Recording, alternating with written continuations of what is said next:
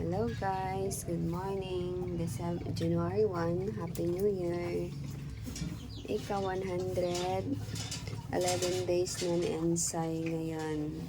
So, wala pa sang sign na mag-ano guys, labor.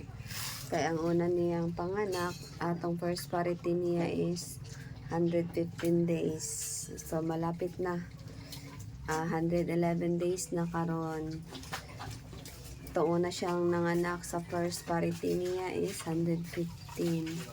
So karon magpaabot tag 115 karong Domingo. Karong Sabado Domingo ang iyahang 114 or 115 days. So karon kay 111 days pa man siya. Ang ginapakaw na to si Ensay o kamunggay. Kaganina guys, ano na siya karang gata lang sa lubi. Wala na mo gi ang iyahang nga tahop kay nagapida. Dili na kay magkaon sa Ensay og mga karang tahop na labi tong lactating na kung napalit dili siya magkaon. So stranded ako ang lactating pellets. Di man siya magkaon atong lactating na brand sa sa mga bimig man yung bimig. Kagain na natagaan na po ni siya og mga kadahon-dahon, kamote chop. So morning ganap ni Ensay ang iya nga ika 100 11 days niyang pagbobuntis ngayong araw. So yan.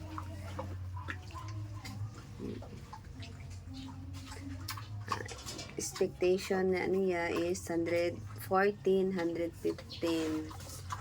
So ngayong Sabado, Domingo, lapit na. Ano na gud ta karon? Merkules. So bantayan na ng Ensay. Kay ang iyahang is very na siya. Very os na ang iyahang guys. Dede. Na-stress din siya kagabi at tungod sa mga New Year, tungod sa New Year. Sana dira niya gibutang iya nga kamunggay.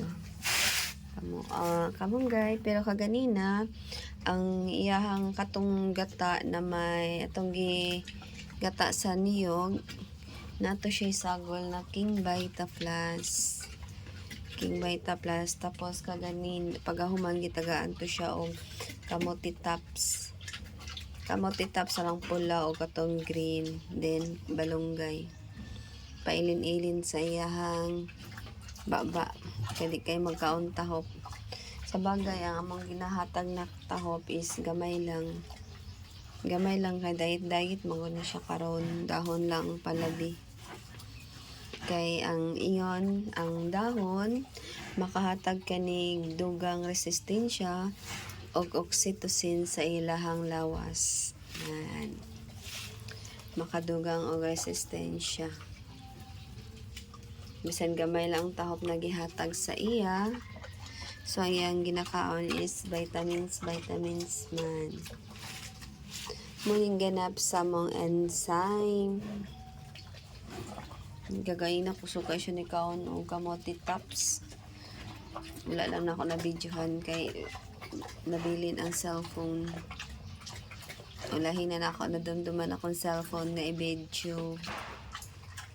Nangganap ni Ensay. Uy! No, thank you guys. Thank you for watching. God bless. Be kind always. Happy New Year.